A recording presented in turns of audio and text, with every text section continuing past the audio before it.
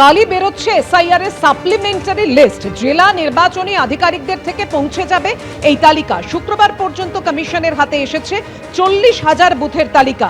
শুক্রবার পর্যন্ত যে তথ্য পাওয়া গেছে, 27,30,000 বিবেচনাধীনের নিষ্পত্তি হয়েছে। কারা পাশ করলো, কারা ফেল করলো, অনলাইনেও এই তালিকা দেখা যাবে কিনা, বিস্তারিত তথ্য জানাবেন। আমাদের সঙ্গে রয়েছেন আমাদের প্রতিনিধি রুমা পাল। জানাও রুমা। দেখো, জানি রাখি সোমবার বিকেলে কিন্তু বেরোচ্ছে প্রথম সাপ্লিমেন্টারি লিস্ট, এমনটাই কিন্তু কমিশন সূত্রে খবর। চূড়ান্ত ভোটার তালিকা যেভাবে প্রকাশিত হয়েছিল ঠিক সেভাবেই প্রকাশ হবে। জেলায় জেলায় প্রথমে জেলা নির্বাচনী আধিকারিকদের কাছে পৌঁছে যাবে এই লিস্ট, সেখান থেকে বুথে বুথে টানিয়ে দেওয়া হবে। এবং এখনো পর্যন্ত যা খবর, শুক্রবার পর্যন্ত যে আমরা তথ্যটা পেয়েছিলাম সেটা 27,30,000-এর মতো নিষ্পত্তি হয়েছিল। বাদের তালিকায় 10 লক্ষ ছিল এবং তার শনিবার ছুটির দিন ছিল, আজকে রবিবার, এবং সোমবার পর্যন্ত কত নিষ্পত্তি বিষয়টা সেটা অবশ্যই কমিশন পরবর্তীতে জানাবে।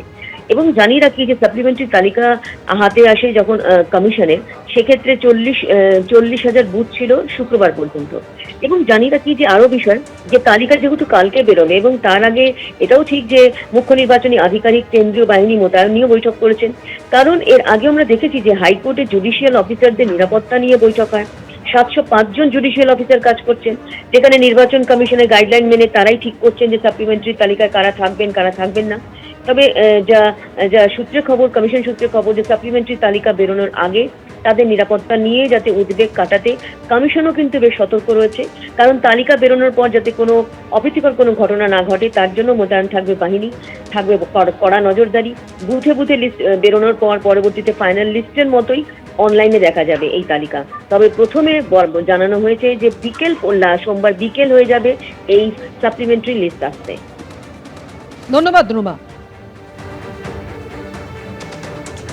কালই বেরোচ্ছে সাপ্লিমেন্টারি লিস্ট। জেলা নির্বাচনী আধিকারিকদের থেকে পৌঁছে যাবে সেই লিস্ট। শুক্রবার পর্যন্ত কমিশনের হাতে এসেছে 40,000 বুথের তালিকা। শুক্রবার পর্যন্ত পাওয়া তথ্য অনুযায়ী 27,30,000 বিবেচনাধীনের নিষ্পত্তি হয়েছে। কারা পাশ করলেন, কারা ফেল করলেন জানা যাবে কাল।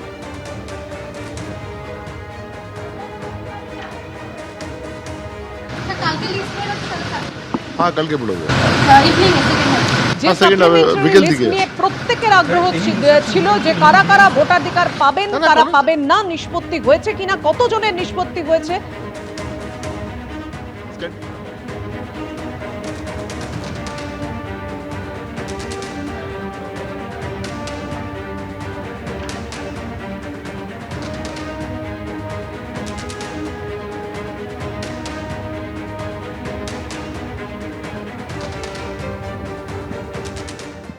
আপনারা দেখেছেন গত পরশু দুদিন আগে কলকাতা হাইকোর্ট অবসরপ্রাপ্ত বিচারপতিদের দিয়ে ট্রাইব্যুনাল বানিয়ে দিয়েছে। তাই সোমবার প্রকাশিত সাপ্লিমেন্ট চার্জশিটে অ্যাডজুডিকেট হিসেবে যাদের নাম বাতিল হবে তারাও কিন্তু ট্রাইব্যুনালে আবেদন করতে পারবেন।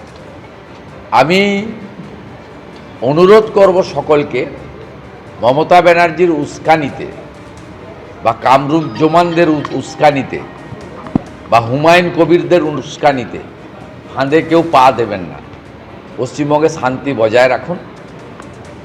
যদি মনে করেন আমার সঙ্গে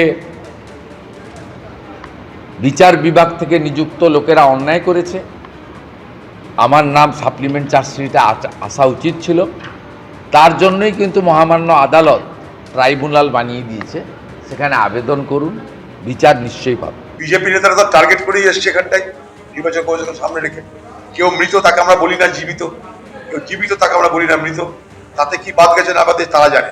আমার বক্তব্য হচ্ছে যে যারা নাম বাদ গেছে তারা সবাই রাস্তায় বেরিয়ে আসুন, তাদের সকলের জন্য আমরা আছি। কার নাম বাজাচ্ছে, কেন বাজাচ্ছে, তারা সবাই বেরিয়ে আসুন রাস্তায়। এই জিনিস যে হবে, এটা যে হতে পারে, এই সম্ভাবনার কথা সব থেকে আগে আমরা বলেছি।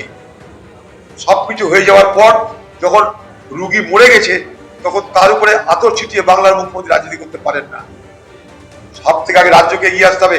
সুপ্রিম কোর্ট যান কালকে, সুপ্রিম কোর্ট কালকে যান, বলুন যে ভোটারের ভোট দেওয়ার অধিকার কেড়ে নিলে আমরা বাংলায় ভোট বয়কট করবো। বলুন। এবিপি আনন্দ, এগিয়ে থাকে, এগিয়ে রাখে।